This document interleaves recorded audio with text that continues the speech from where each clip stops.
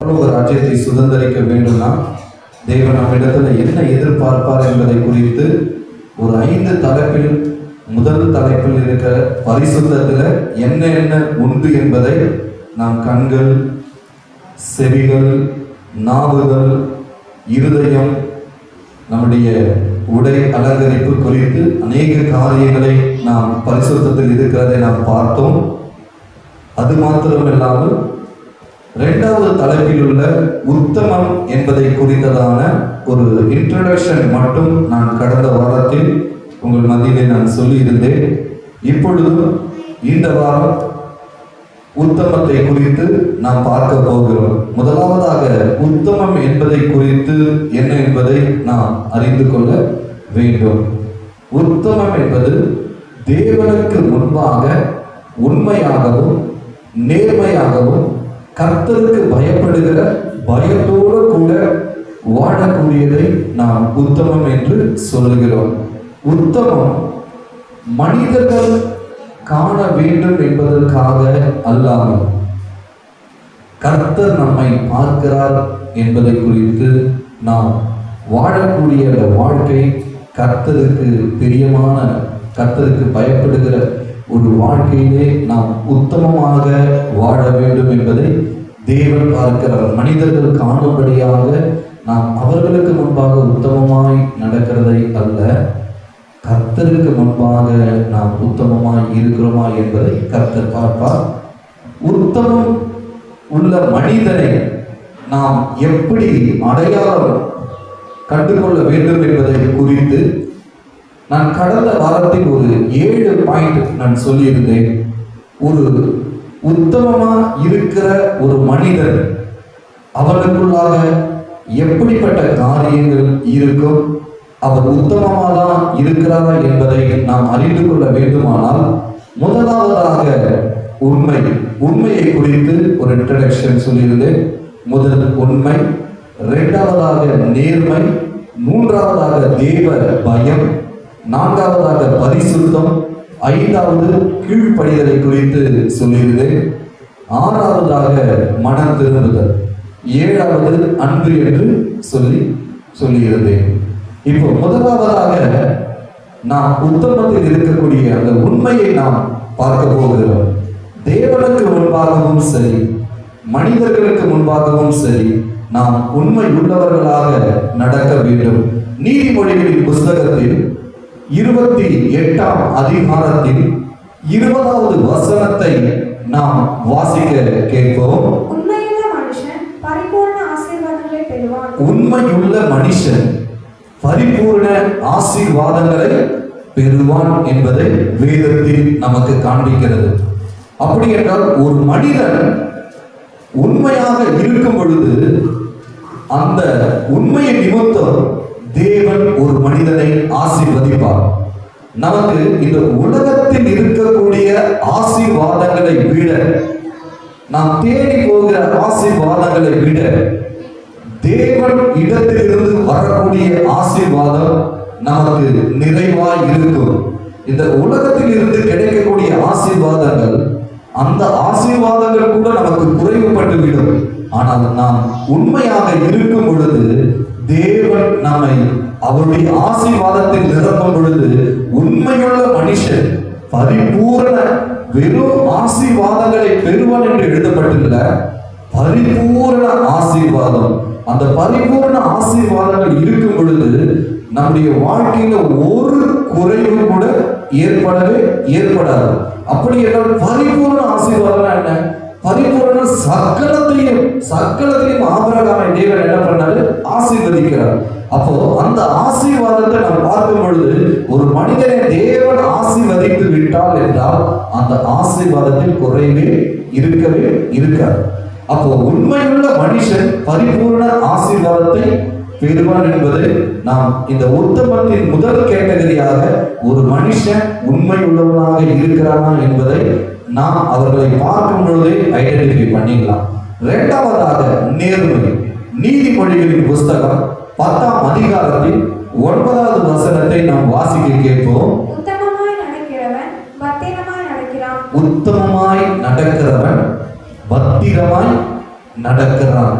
அப்ப பத்திரமா நடக்கிறான் அப்படின்னா எந்த காரியத்திலையும் யாரையும் ஏமாற்றக்கூடாது, எந்த காரியத்திலையும் எதிலுமே பொய் சொல்லக்கூடாது. அப்ப அவன் ஒரு தொழில் செய்தாலும் சரி, அல்லது வேலை செய்தாலும் சரி, அல்லது ஊழியம் செய்தாலும் சரி, குடும்பத்துல இருந்தாலும் சரி, எல்லாவற்றிலும் என்னவா இருப்பாங்க? நேர்மையாக இருப்பாங்க. நீதிமொழிகளின் புஸ்தகம் 12ஆம் அதிகாரம் 22வது வசனத்தை வாசிக்க கேட்போம். பொய் உதடுகள் கர்த்தருக்கு அருவருப்பானவைகள். பொய் உதடுகள் கர்த்தருக்கு அருவருப்பானவைகள். சிலர் பொய் பேசிக்கிட்டே இருப்பாங்க. அவங்கள பார்த்தீங்கன்னாவே தெரியும் பொய்க்காரன் வந்துட்டான்னு சொல்லுவாங்க. ஆனா நேர்மையா நடக்கிற ஒருத்தன் வந்தானா, அப்பா இந்த மனுஷன் எல்லாவற்றிலையும் நேர்மையாக இருக்கிறாங்க, நம்ம இவர்கிட்ட சொன்னா நேர்மை அது நல்லா கரெக்டா அதன்படி செய்வாரு, இவர் நேர்மையுள்ள மனுஷன் சொல்லி சொல்லுவாங்க. நீதிமொழிகளின் புஸ்தகம் 11ஆம் அதிகாரம் 1வது வசனத்தை நாம் வாசிக்க கேட்போம். கள்ளத்தராசு கர்த்தருக்கு அருவருப்பானது. கள்ளத்தராசு கர்த்தருக்கு அருவருப்பானது. அப்போ நேர்மை என்பது என்ன அப்படின்னா, அந்த கள்ளத்தராசு கர்த்தருக்கு அருவருப்பானதுன்னா, சிலர் தொழில என்ன பண்ணுவாங்கன்னா, அந்த தராசு இருக்கிற கீழே வந்து மேக்னெட் ஏதோ வச்சிருவாங்க. அப்போ அந்த எடை என்ன ஆகும்னா, 1 கிலோன்னு வைக்கிறாங்கன்னா 1/2 கிலோ தான் இருக்கும், ஆனா 1 கிலோவா காமிக்கும். அப்ப இப்படி வந்து சம்பாதிக்கிற அந்த தொழில சம்பாதிக்கிற சம்பாதிப்பு வந்து அது என்ன ஆனது? கர்த்தருக்கு அருவருப்பானது. அப்போ அதுல கூட ஆண்டவர் என்ன எதிர்பார்க்கிறாரு? நேர்மையை எதிர்பார்க்கிறார். நீ செய்கிற தொழில் நம்ம உண்மையுள்ள மனுஷன் பரிபூர்ண ஆசீர்வாதத்தை பெறுவான் என்று நம்ம பார்க்கிறோம்.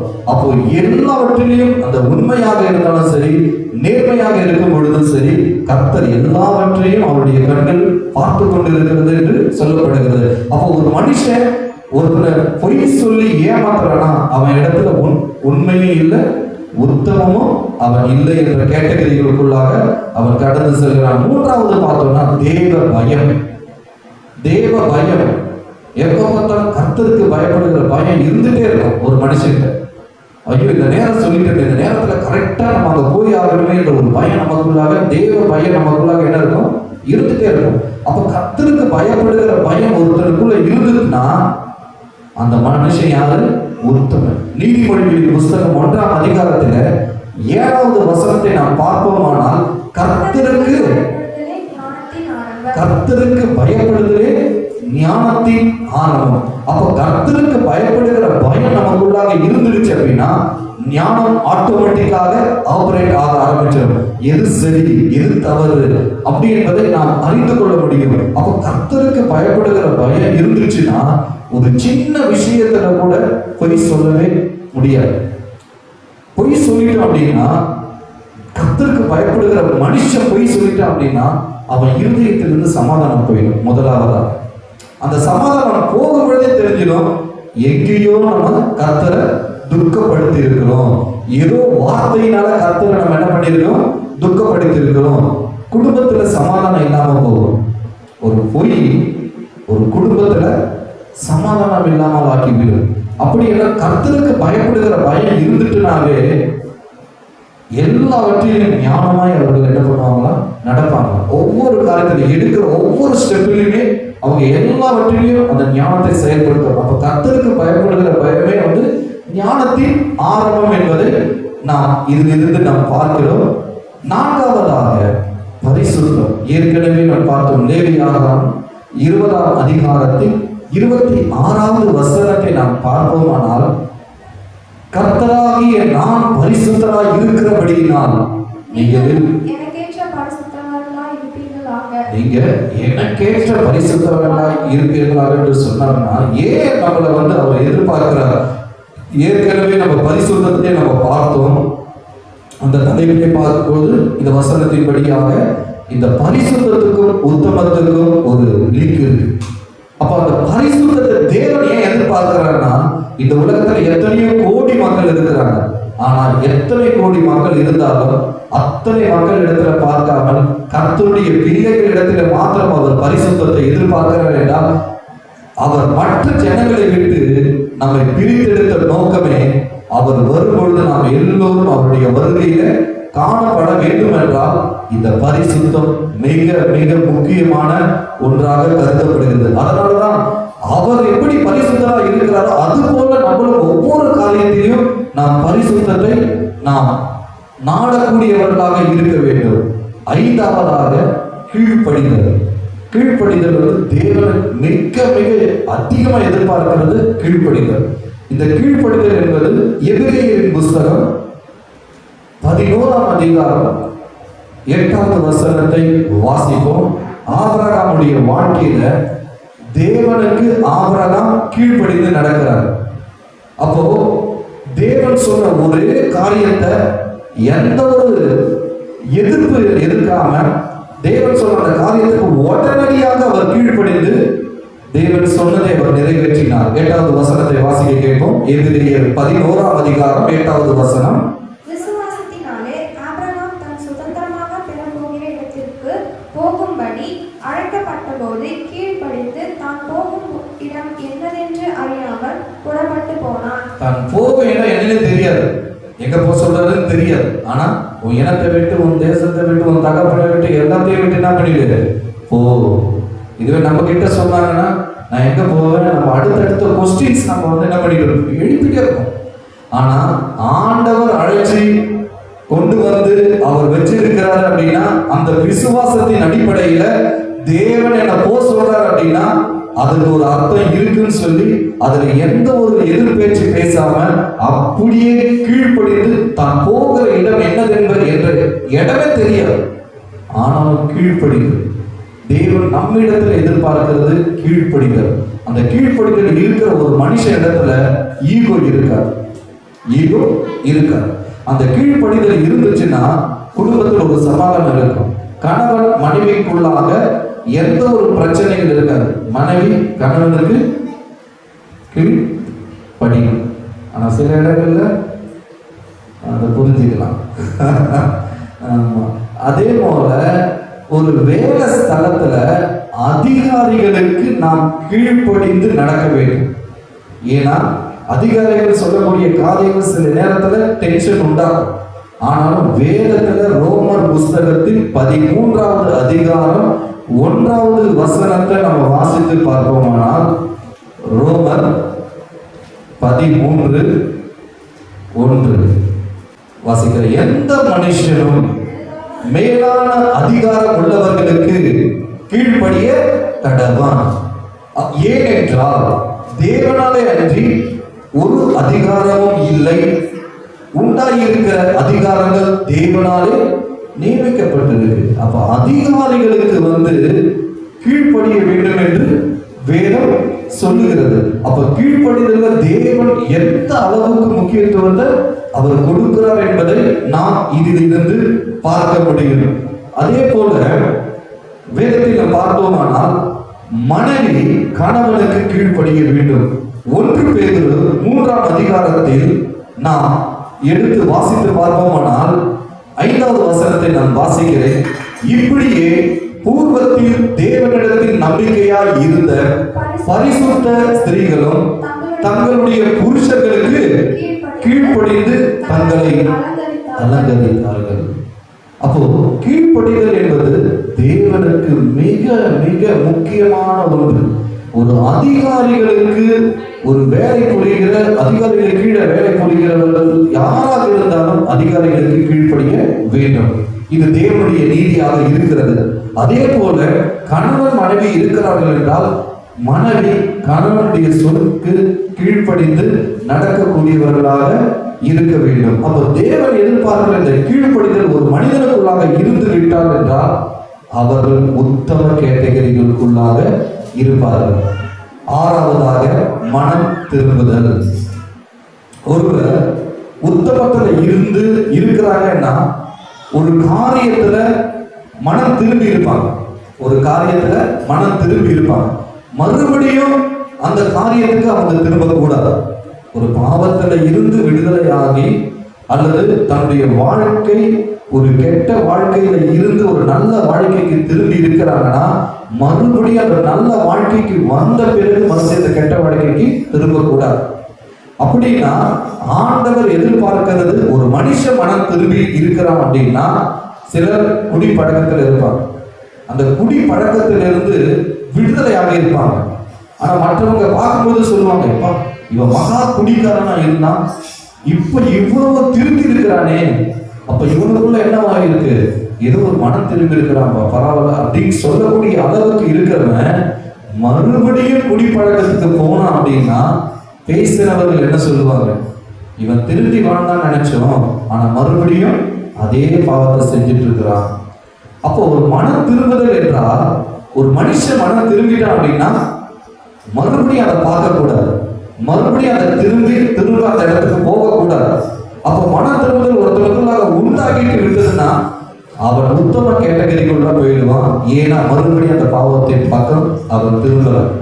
வேதம் சொல்லுகிறது, மத்தேயு எழுதின சுவிசேஷம் 4ஆம் அதிகாரம் 17வது வசனத்திலே நம்ம பார்ப்போமானால், அது முதல் இயேசு மனம் திரும்புங்கள், பரலோக ராஜ்யம் சமீபமாய் இருக்கிறது. இயேசு கிறிஸ்து சொல்லுகிறார், மனம் திரும்புங்கள், பரலோக ராஜ்யம் சமீபமாய் இருக்கிறது.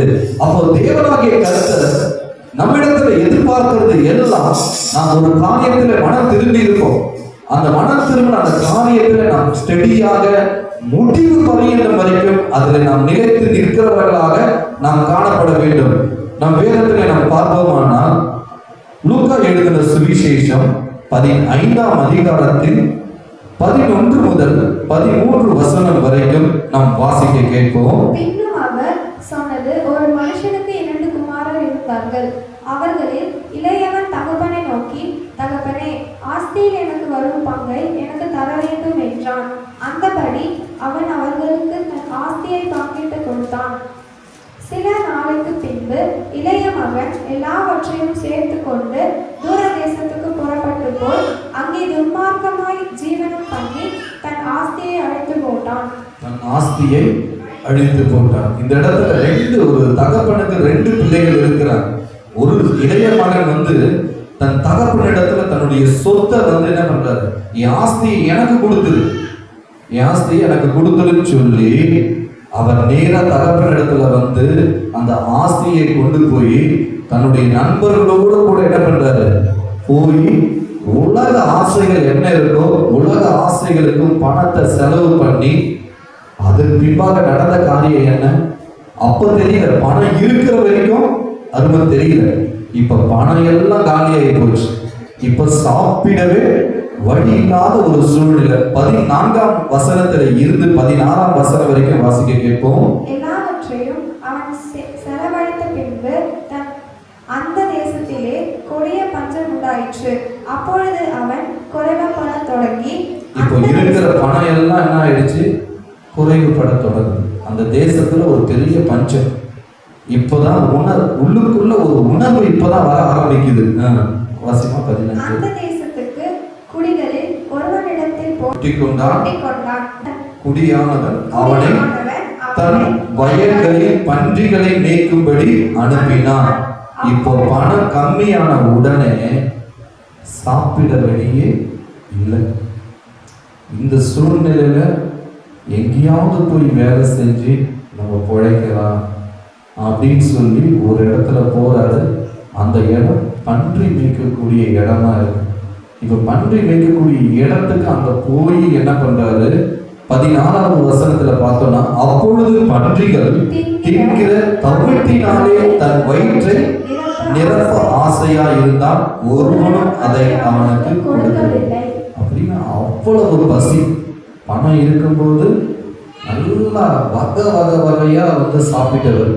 தன் தகப்பன் வீட்டுல வேலைக்காரர்களுக்கு அவ்வளவு அருமையான சாப்பாடு. இன்னைக்கு பணம் காலியாகி அப்பாவை விட்டு பணம் காலி பண்ணி ஃப்ரெண்ட்ஸுங்களோடு சேர்ந்து இருக்கிற எல்லாத்தையும் அழிச்சு ஃப்ரெண்ட்ஸுங்களுக்கு போயாச்சு. இப்போ தனிமையில் நிற்கிறாரு. இவருக்கு உதவி செய்ய யாரும் கிடையாது. போய் ஒரு வேலைக்கு போகலான்னு போனா அந்த இடத்துல போய் பன்னிக்கு கொடுக்குற அந்த தீவனத்தை எப்படியாவது நம்ம சாப்பிடலாம்னு சொல்லி அதை நினைச்சு அதை கூட அவங்க கொடுக்கல. இப்ப பசியில தவிக்கிறாரு. இப்பதான் உணவுள்ள ஒரு இருதயம் அவருக்குள்ள என்ன வருது, வராது. 17ஆவது வசனத்துல பார்த்தோம்னா, அவனுக்கு புத்தி தெரிந்த போது அவன், என் தகப்பனுடைய கூலிக்காரர் எத்தனையோ பேருக்கு பூர்த்தியான சாப்பாடு இருக்கிறது, நானோ பசியினால் சாகிறேன். எப்போ உணரப்படுகிறார், ஒரு அனுபவத்துக்குள்ள தள்ளப்படும் பொழுதுதான், தகப்பனோடு கூட இருக்கும் பொழுது அந்த அருமை அந்த மகனுக்கு தெரியல. எப்போ தகப்பனை விட்டு தூர தேசத்துக்கு போய் இருந்த எல்லாத்தையும் செலவு செஞ்சு பசியும் பட்டினியுமா தவிக்கும் பொழுதுதான் அந்த தகப்பனுடைய அருமை அந்த பிள்ளைக்கு தெரியுது. இப்போ புத்தி தெரிந்து, ஐயோ நம்ம தகப்பன் வீட்டில் இருக்கிறவங்களுக்கு, வேலை செய்கிறவங்களுக்குலாம் நல்ல சாப்பாடு கிடைக்கவே, எனக்கும் இப்போ சாப்பாடுக்கு கூட வழி இல்லாம கிடக்கிறனே சொல்லி தவிக்கிறார். அடுத்த வசனம், நான் எழுந்து என் தகப்பனிடத்திற்கு போய், தகப்பனே, பரத்துக்கு விரோதமாகவும் உமக்கு முன்பாகவும் பாவம் செய்தேன். இனிமேல் உம்முடைய குமாரன் என்று சொல்லப்படுவதற்கு நான் பாத்திரன் அல்ல. உம்முடைய கூலிக்காரரில் ஒருவனாக என்னை வைத்துக் கொள்ளும் என்று சொல்லி, இந்த மகனுக்குள்ளாக ஒரு பாவ உணர்வு வந்துடுச்சு. ஒரு மனம் திரும்புதல் இப்போதான் ப்ராசஸ் ஸ்டார்ட் ஆகுது. மனம் திரும்பக்கூடிய ஒரு ப்ராசஸ். இது வரைக்கும் உலகம் தான் முக்கியம், உலக காரியங்கள் தான் முக்கியம் அப்படின்னு சொல்லி ஓடினவனுக்கு இப்போதான் அருமையே தெரியுது, வாழ்க்கையின் அருமையே தெரியுது. இப்போ இந்த சூழ்நிலையில தான் தகப்பன் வீட்டுக்காச்சு நம்ம போய், தகப்பனே உமக்கு விரோதமாய் பரத்துக்கு விரோதமாய் நான் பாவம் செஞ்சிட்டேன், உங்க மகன் சொல்ல கூட எனக்கு தகுதி இல்லை, என்னை மன்னிச்சு உங்க வேலைக்காரங்கள ஒருவனா என்ன ஏத்துக்குங்க. அப்ப இந்த நிலைமைக்கு அந்த மகனுடைய இருதயம் ரொம்ப வேதனைக்குள்ளாக கடந்து சென்று அந்த தகப்பன் இடத்துல போய் கேட்கலாம்னு சொல்லி உள்ளுக்குள்ள என்ன பண்றாரு, அவரு நினைக்கிறார். அடுத்த வசனம், எழுந்து புறப்பட்டு தன் தகப்பனிடத்தில் வந்தான். அவன் தூரத்தில் வரும்போதே அவனுடைய தகப்பன் அவனை கண்டு மனதுருகி ஓடி அவன் கழுத்தை கட்டி கொண்டு அவனை முத்தம் செய்தான். அல்லேலூயா. அந்த தகப்பன், என் இளைய மகன் என்னை விட்டு போயிட்டானே, என் பணத்தை ஆஸ்தி எல்லாத்தையும் கொண்டு போயிட்டானேன்னு சொல்லி அவன் மேல என்ன பண்ணல, கோபப்படல, அவனை வெறுத்து தள்ளல. மனம் திரும்பி அவன் வரும் பொழுது அந்த தகப்பன் ஒரு சந்தர்ப்பத்தை கொடுக்கிறார். என் மகன் மனம் திரும்பி வரான்னு சொல்லிட்டு அவன் அந்த முற்றத்துல வரும் பொழுது அந்த தகப்பனுடைய இருதயம் கொடுத்து விட்டு அவன் மேல இருந்த அந்த அன்புல ஓடி போறான். ஓடி போய் என்ன செய்யறாரு, கட்டி பிடித்து அவனை முத்தம் செய்யறான். அப்போ ஒரு தகப்பனுடைய அன்பு எத்தனை அன்பார். அவன் வெளியே அங்க எங்க சுத்திட்டு அழுக்கோடு கூட, அழுக்கு வஸ்திரத்தோட கூட எங்கெங்கயோ புரண்டு வந்திருப்பான். ஆனா ஒரு தகப்பனுக்குள்ள இருக்கிற அன்பு, அந்த மகன் வரானே சொல்லி ஓடி போய் கட்டி பிடித்து முத்தம் செஞ்சு அடுத்த வசனம் சொல்லுது, குமாரன் தகப்பனை நோக்கி, தகப்பனே, பரத்துக்கு விரோதமாகவும் உமக்கு முன்பாகவும் பாவம் செய்தேன். இனிமேல் உம்முடைய குமாரன் என்று சொல்லப்படுவதற்கு நான் பாத்திரன் அல்ல என்று சொல்றாரு. இருதயத்தில் இருக்கிறத சொல்றாரு. பரத்துக்கு விரோதமாகவும் சரி, உமக்கு விரோதமாக சரி, நான் பாவம் செஞ்சிட்டேன்.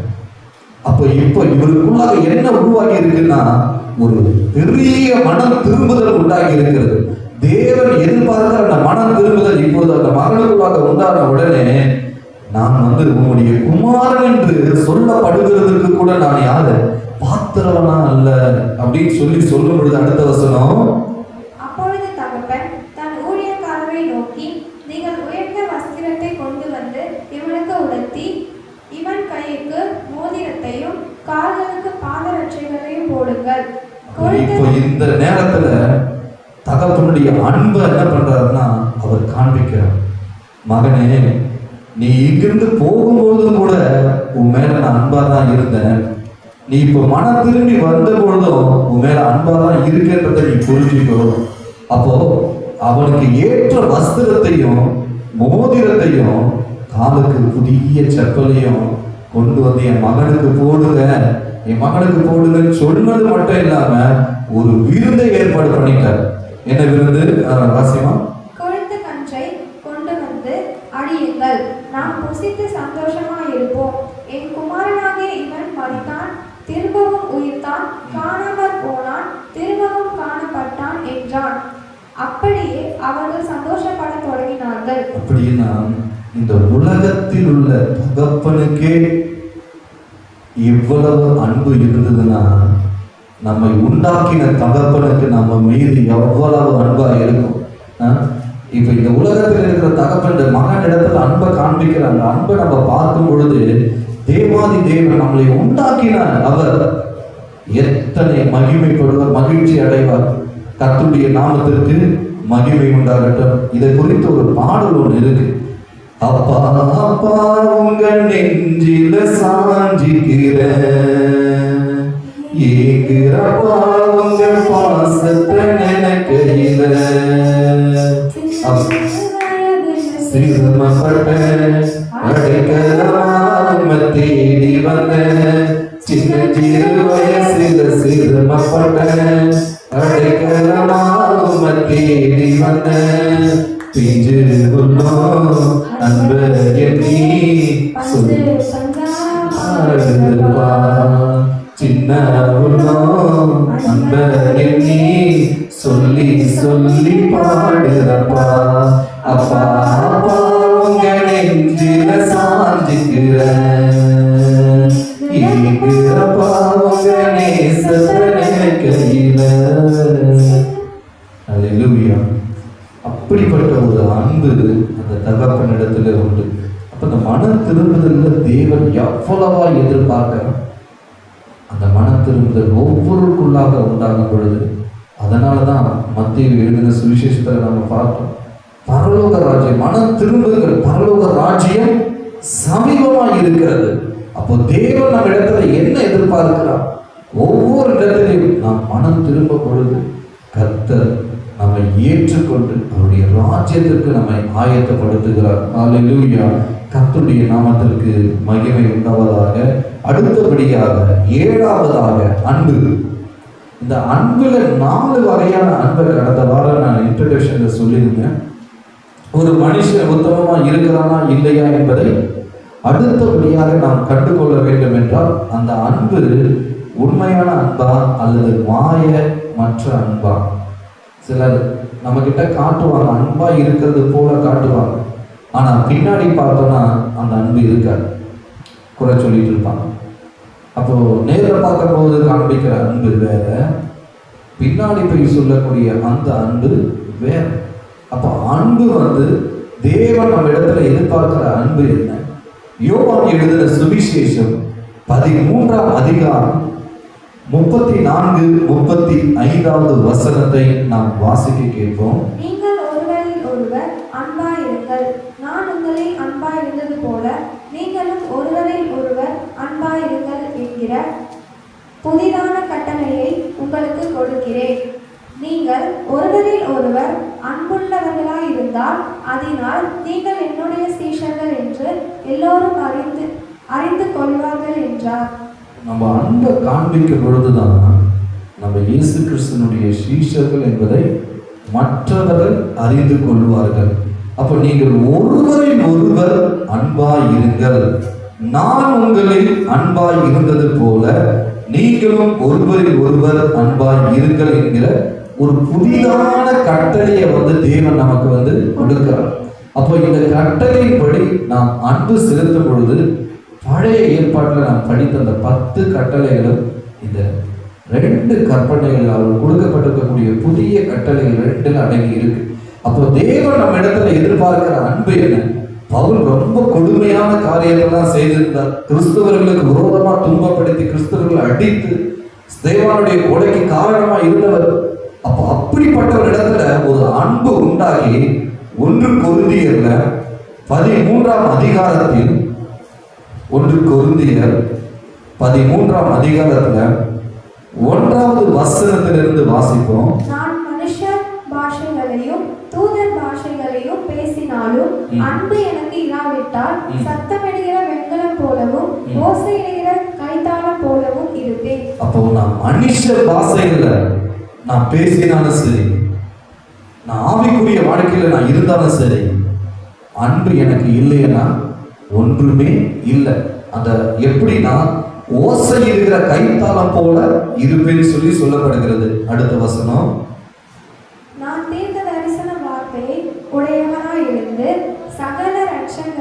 சகல ரகசியங்களையும் சகல அறிவையும் அறிந்தாலும் மலைகளை பேர்க்கத்தக்க சகல விசுவாசம் உள்ளவனாய் இருந்தாலும் அன்பு எனக்கு இராவிட்டால் நான் ஒன்றுமில்லை. இங்க இந்த இடத்துல பாத்தீங்கன்னா, நான் தீர்க்க தரிசனமே நான் சொன்னாலும் சரி, நான் தீர்க்க தரிசியா இருந்தாலும் சரி, சகல ரகசியங்களை போதிக்கக்கூடியவனாக இருந்தாலும் சரி, நான் எல்லாவற்றையும் அறிவுள்ளவனா இருந்தாலும் சரி, மலையை பார்த்து பெயர்க்கக்கூடிய அளவுக்கு எனக்குள்ளாக விசுவாசம் இருந்தாலும் சரி, ஒரு மனுஷனுக்குள்ள அன்பு இல்லைன்னா ஒன்றுமே இல்லை. அடுத்த வசனம், எனக்கு உண்டான யாவற்றையும் நான் அன்னதானம் பண்ணினாலும் என் சரீரத்தை சுட்டெரிக்கப்படுவதற்கு கொடுத்தாலும் அன்பு எனக்கு இராவிட்டால் எனக்கு பிரயோஜனம் ஒன்றுமில்லை. சிலர் அன்னதானம் பண்ணுவாங்க, ஆனாலும் மோட்சம் கிடைச்சிடும், அது இருந்தாலும் அன்பு உள்ள இல்லைன்னா ஒண்ணுமே இல்லை. நம்ம 1000 பேருக்கு நம்ம உதவி செஞ்சா கூட நம்ம என்ன நினைச்சிடும், நம்ம நன்மையை செஞ்சிட்டோம்னு சொல்லி நம்ம நினைக்கிறோம். எத்தனை பேருக்கு நம்ம உதவி செய்தாலும் அன்பு நமக்குள்ள இல்லைன்னா பரலோகமே கிடையாது. அடுத்த வசனம், அன்பு நீடிய சாந்தமும் தயவும் உள்ளது, அன்புக்கு பொறாமை இல்லை, அன்பு தன்மை புகழாது, இருமாப்பா இராது. அப்ப அன்பு எல்லாவற்றிலையும் அது நீடிய சாந்தத்தோடும் பொறுமையோடும் அன்பு என்ன பண்ணும், செயல்படும். அன்பு தன்னை புகழவே புகழாது. இப்போ அன்பு சிலர் காண்பிப்பாங்க, அன்பு சிலர் காண்பித்த பிறகு அந்த அன்பை குறித்து நான் என்ன பண்ணுவாங்கன்னா தன்னைத்தானே அவங்க புகழ்ந்துப்பாங்க. உங்ககிட்ட நான் எப்படி அன்பா இருக்கிற பாத்தியா, உனக்கு நான் எப்படி அன்பு செலுத்துறேன் பாத்தியா. இப்ப யாருமே இல்லை, இப்ப யாருமே இல்லைன்னா கூட ஆனா நான் கடைசி வரைக்கும் உங்க இடத்துல அன்பு செலுத்துறேன் பாத்தியா அப்படின்னு சொல்லுவாங்க. ஆனா அன்பு மனுஷனிடத்துல இருந்து வரும் பொழுது அது மெய்யான அன்பா இருக்கு. நம்ம இடத்துல எப்பவுமே அன்பு செலுத்த ஒருத்தர் தான் உண்டு. அது எல்லா சூழ்நிலைகளிலும் நம்ம இடத்துல அன்பு செலுத்த ஒருவர் உண்டு என்றால் அவர் இயேசு கிறிஸ்து மாத்திரம்தான். இயேசு கிறிஸ்து ஒருவனுக்குள்ள இருந்து அந்த அன்பு அந்த மனுஷனிடத்திலிருந்து வெளிப்படுதுன்னா அது மெய்யான அன்பு இருக்குமே தவிர பொய்யான அன்பாகவே இருக்கவே இருக்காது. அதனாலதான் சொல்றாரு, நான் உங்களில் அன்பா இருந்தது போல நீங்களும் எல்லாரிடத்திலும் எப்படி இருக்கணுமா, அன்பாக இருக்க வேண்டும். அடுத்த வசனத்தை வாசிப்போம். அயோக்கியமானதை செய்யாது, தற்பொழிவை நாடாது, சினமடையாது, தீங்கு நினையாது. அன்பு இருந்துச்சுன்னா மற்றவங்களுக்கு அது தீங்கு செய்யணும்ன்ற எண்ணமே வராது, தீமை செய்யணும்ன்ற எண்ணமே வராது, அவங்களுக்கு கேடான காரியங்களை செய்யணும்ன்ற எண்ணமே வராது. அன்பு உள்ளுக்குள்ள இருந்துச்சுன்னா சகலத்தையும் அது தாங்கக்கூடியதாக அது இருக்கும். 7வது வசனத்துல நாம் பார்த்தோம்னா, சகலத்தையும் தாங்கும், சகலத்தையும் விசுவாசிக்கும், சகலத்தையும் நம்பும், சகலத்தையும் சகிக்கும். சகலத்தையும் சகிக்கும். நம்ம அன்பை காமிச்சிருக்கோம், ஆனாலும் கூட சடன்லி யாராவது ஒரு வார்த்தையை பேசிடுவாங்க. பேசும்போது அவ்வளோ அன்பு காமிச்சிருக்குமே, இவங்க நம்ம கிட்ட இப்படி பேசுறாங்கன்னு உடனே உள்ளுக்குள்ள என்ன ஆயிடும், அவங்க மேல ஒரு கோபம் வந்துடும். ஆனா அன்பு இருந்துச்சுன்னா அது சகலத்தையும் தாங்கும், சகலத்தையும் நம்பும், சகலத்தையும் விசுவாசிக்கும். அடுத்த வசனம், அன்பு ஒரு காலம் ஒழியாது, தீர்க்க தரிசனங்கள் ஆனாலும் ஒழிந்து போகும், அந்நிய பாஷைகள் ஆனாலும் ஒழிந்து போகும், அறிவானாலும் ஒழிந்து போகும் என்று சொல்லப்பட்டிருக்கு. அப்போ ஒரு மனுஷனுக்குள்ள தெய்வீக அன்பு இருந்ததுன்னா அந்த அன்பிலே நாம் நிலைத்திருப்போம். ஆனால் அது முடிவு பரியந்தம் இயேசு கிறிஸ்துவுக்குள்ளாக இருந்த அந்த அன்பு நமக்குள்ளாக வரும் பொழுது ஒருத்தருக்கும் ஒரு தீமையும் அது விளைவிக்காது என்பதை நாம் வேதத்திலிருந்து நாம் பார்க்கிறோம். 4 வகையான அன்பை குறித்து கிரேக்க மொழியில் சொல்லப்பட்டிருக்கு என்பது சொல்லப்படுகிறது.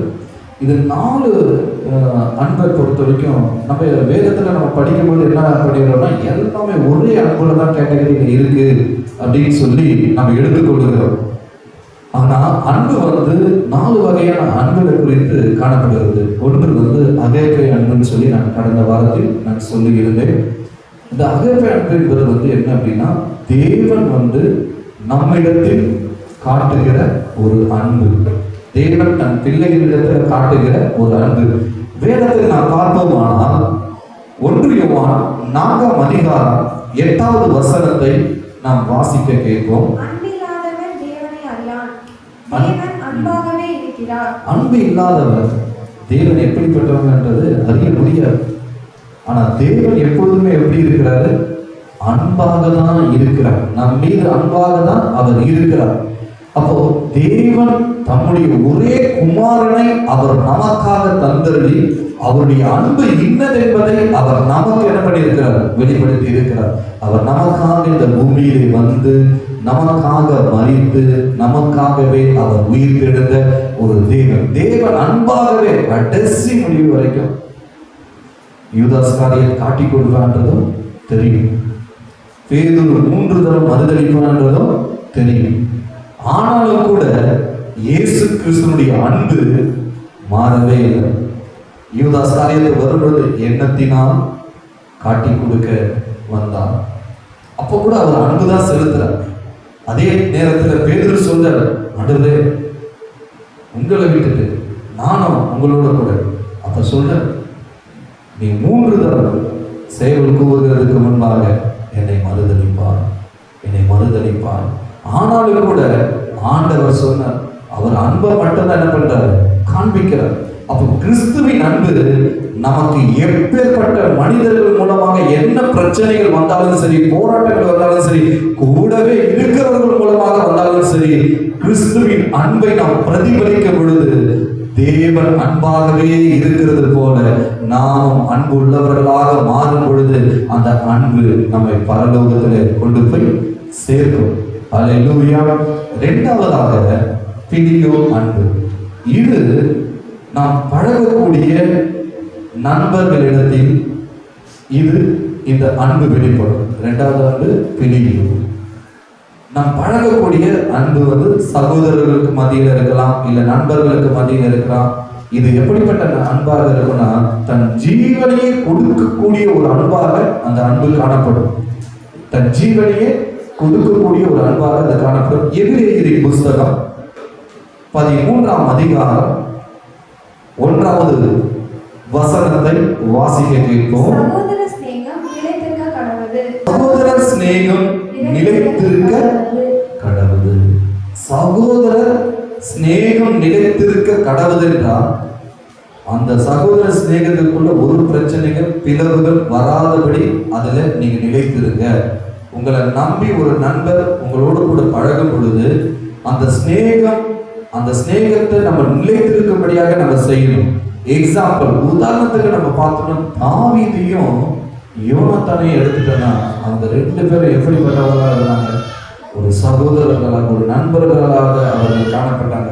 1 சாமுவேலின் புஸ்தகம் 18ஆம் அதிகாரம் 1வது வசனத்தை நாம் வாசிக்க கேட்போம். சவுலோடு பேசி முடிந்த பின்பு யோனத்தானுடைய ஆத்துமா தாவீதின் ஆத்துமாவோடு ஒன்றாய் இசைந்திருந்தது. எப்படி இருந்ததா? யோனத்தானுடைய ஆத்துமா தாவீதுடைய ஆத்துமாவோடு ஒன்றாய் இசைந்திருந்தது. யோனத்தான் அவனை தன் உயிரை போல சிநேகித்தான். யோனத்தான் அவனை தன் உயிரை போல சிநேகித்தான். அப்போ எப்படிப்பட்ட ஒரு அன்பு இருக்கு? அவன் சவுலோடு பேசி முடித்த பின்பு யோனத்தானுடைய ஆத்துமா தாவீதுடைய ஆத்துமாவோடு கூட ஒன்றாய் இசைந்திருந்தது. அப்போ இசைந்திருந்ததுன்னா அவங்க 2 பேருடைய அன்பு நிலைத்திருக்கிறது. சகோதர சிநேகம் எப்பொழுதுமே நிலைத்திருக்க கடவுளை நம்ம பார்க்கணுமே. அப்ப இவங்க 2 பேருடைய அன்பு மாயமற்றது இல்லை, உண்மையான ஒரு அன்பாக தன் ஜீவனை, அதாவது தகப்பன் கொல்ல பார்க்கிறார், சவுல் கொல்ல பார்க்கிறார் தாவீதை. அப்ப இந்த காரியத்துல யோனத்தான் உடனிருந்து தாவீதுக்கு எடுத்து சொல்லி ஒவ்வொரு காரியத்திலையும் தாவீது என்ன பண்றாரு? அவர் காப்பாற்ற நினைக்கிறார். அப்ப இவர்களுடைய அன்பு எப்படிப்பட்டதா இருக்கு? இவர்களுடைய 2 பேருடைய ஆத்மாவும் ஒன்றாக இணைஞ்சு இருக்கிறதுனால யோனத்தான் அவனை தன் உயிரை போல சிநேகித்தான். என் உயிர் மாத்திரம் இல்லைன்னு சொல்லி யோனத்தான் தாவீதை ரொம்ப மிகவும் சிநேகித்தான். அப்ப சிநேகித அன்புதான் பிலியோ அன்புன்னு சொல்லி நம்ம பார்க்கிறோம். ஸ்டேர்கேன்றது அது ஒரு குடும்பத்தில் உள்ளவர்களிடத்தில் தாயாக இருக்கலாம், தகப்பனாக இருக்கலாம், உடன் பிறந்தவர்களாக இருக்கலாம், பிள்ளைகளாக இருக்கலாம், குடும்பத்தில் உள்ளவர்களிடத்திலே காட்டக்கூடிய ஒரு அன்பு. ஆதியாகம புஸ்தகம் 37ஆம் அதிகாரத்தில் 3வது வசனத்தை நாம் வாசித்து பார்ப்போமானால், இஸ்ரவேலின் முதிர் வயதிலே யோசேப்பு தனக்கு பிறந்ததினால் இஸ்ரவேல் தன் குமாரர் எல்லாரிலும் அவனை அதிகமாய் நேசித்து அவனுக்கு பல வருடமான அங்கியை செய்வித்தான். இப்ப இந்த இஸ்ரவேலில் முதிர் வயதிலே யோசேப்பு தனக்கு பிறந்ததினால், யாக்கோபுக்கு யோசேப்பு முதிர் வயதுல பிறந்ததுனால எல்லாரையும் காட்டிலும் அந்த மகன் மேல என்ன பண்றாருன்னா ஒரு பாசம் அதிகமா வச்சுட்டாரு. அந்த மகன் மேல அவ்வளவு பாசம் வச்சதுனால அவனுக்கு ஒரு நல்ல ஒரு வஸ்திரத்தை, நல்ல ஒரு அங்கியை அவனுக்கு உடுத்து வைக்கிறான். அப்போ ஒரு தகப்பன் தன் பிள்ளையின் மீது எத்தனை அன்பு உண்டு என்பதை இந்த வசனத்தின் மூலமாக நாம் பார்க்கிறோம். அப்போ குடும்பத்தில் ஒருத்தருக்கு ஒருத்தர் காட்டக்கூடிய இந்த அன்பு எப்பொழுதுமே நிலைத்திருக்கும். பிள்ளைகள் இடத்துல இருந்தாலும் சரி, மனைவி இடத்துல இருந்தாலும் சரி, பெற்றோர்கள் இடத்திலாக இருந்தாலும் சரி, குடும்பத்தில் ஒவ்வொருவருக்குள்ளாக எந்த ஒரு ஒளிவு மறைவு இல்லாமல் அந்த அன்புல அவங்க தங்களோட உண்மையான ஒரு அன்பை, மெய்யான ஒரு அன்பை காண்பிக்கும் பொழுது அந்த அன்பை தான் நாம் ஸ்டேக் அன்புன்னு சொல்றோம். 4வதாக ஈரோஸ். இந்த ஈரோஸ் அன்பு இது ஒன்லி ஃபார் கணவன் மனைவிக்குள்ள இருக்கிற அன்பு. அநேக இடங்களில் வயதானவங்கலாம் நம்ம பார்த்தோம்னா ரோடு கிராஸ் பண்ணுவாங்க. அப்போ மனைவி நடக்க முடியாமல் வரும்பொழுது கணவன் அந்த வயதானவங்களை கிராஸ் பண்ணுறதுக்காக எங்கே தவறி விழுந்துட போகிறாங்கன்னு சொல்லி கைப்பிடிச்சு கொண்டு வருவான். அந்த அன்பு பார்த்தீங்கன்னா வயதான காலத்தில் நான் சில இடங்கள்லாம் பார்க்கும் பொழுது இப்படியும் அவங்க கிட்ட ஒரு அன்பு இருக்கா, இவ்வளவு வயசுல கூட தன் மனைவி கீழே விழுந்துடக்கூடாது, தன் கணவன் கீழே விழுந்துடக்கூடாது, ஐயோ இவங்க சாப்பிட்டாங்களா அவங்க சாப்பிட்டாங்களா, இவங்களுக்குள்ள மாறி மாறி அந்த அன்பை காமிக்கிறாங்க. அப்ப அந்த அன்பு எப்படிப்பட்ட ஒரு அன்பாக இருக்கும். அப்ப இது போல ஒரு குடும்பத்தில் கணவன் மனைவிக்குள்ளாக காணப்படுகிற இந்த அன்பு ஒரு தெய்வீக ஒரு அன்பு. ஆதியாகம புஸ்தகம் 26ஆம் அதிகாரத்தில் 8வது வசனத்தை வாசிக்க கேட்போம். அவன் அங்கே நெடுநாள் தங்கி இருக்கையில் பெலிஸ்தருக்கு ராஜாவாகிய அபிமெலேக்கு ஜன்னல் வழியாய் பார்க்கும்போது ஈசாக்கு தன் மனைவியாக ரெபெக்காளோடு விளையாடி இருக்கிறதை கண்டான். இங்க யார் விளையாடிட்டு இருக்காங்க? கணவன் மனைவி. கணவன் மனைவிக்குள்ள இவங்க விளையாடிட்டு கொண்டு இருக்கிறாங்க, திருமணமானவங்க. அப்ப குடும்ப வாழ்க்கை எப்படிப்பட்டதா இருந்தது? குடும்ப வாழ்க்கை ரொம்ப ஒரு மகிழ்ச்சியுள்ள ஒரு வாழ்க்கையாக அவங்க வாழ்க்கை இருந்திருக்கு. ஏன் அப்படின்னா குடும்பத்துல கணவன் மனைவி வயசானாலும் சரி, வயசு இல்லாமல் இருந்தாலும் சரி, அவங்களுக்குள்ளாக ஒரு அன்பு உண்டாகும். அப்ப இந்த அன்பு இருக்கு. அவங்க ஓடி பிடிச்சு விளையாடிட்டு இருக்காங்கன்னா எப்படிப்பட்ட ஒரு அன்பாக இருக்கும் அவங்களுக்குள்ளாக. அப்ப இப்படிப்பட்ட ஒரு அன்பு ஒரு கணவன் மனைவிக்குள்ளாக இருக்கும் பொழுது அது ஒரு தெய்வீக அன்பை காட்டுகிறது. அப்போ எப்பவுமே அந்த குடும்பத்தில் என்ன வராது? பிரச்சனைகளே வர சந்தர்ப்பமே இல்லை. எப்பவுமே அவங்க மகிழ்ந்து இருப்பாங்க, அந்த குடும்பம் மகிழ்ந்து இருக்கும். அப்படிப்பட்ட ஒரு அன்புல அது நிலைத்திருக்க செய்யும். இப்ப இப்படிப்பட்ட அன்பு நமக்குள்ளாக இருக்கும் பொழுது நாம் பரலோகத்தை சுதந்திரித்துக் கொள்ள முடியும். ஒரு மனிதன் உத்தமமா இருக்கிறானா இல்லையா என்பதை நாம் இதன் மூலமாக அறிய முடியும். நம்ம இந்த நாளிலே உத்தமத்தை குறித்து ஒரு 7 காரியத்தை நாம் வேத வசனத்தின் படியாக நாம் பார்த்திருக்கோம். முதலாவதாக உண்மை, 2வதாக நேர்மை, 3வதாக தெய்வ பயம், 4வதாக பரிசுத்தம், 5வது கீழ்ப்படிதல், 6வதாக மனம் திரும்புதலை குறித்தும், 7வது அன்பை குறித்து. இந்த கடந்த வாரத்தில் இன்ட்ரடக்ஷன் சொன்னதுக்கான விளக்கத்தை மாத்திரம்தான் சொல்லியிருக்கிறேன். இன்னும் உத்தமத்துக்குரிய கேட்டகரி முடியவில்லை. இதனுடைய தொடர்ச்சி அடுத்த வாரத்தை எடுப்பேன். கர்த்தருடைய நாமத்திற்கு மகிமை உண்டாவதாக. ஆமென்.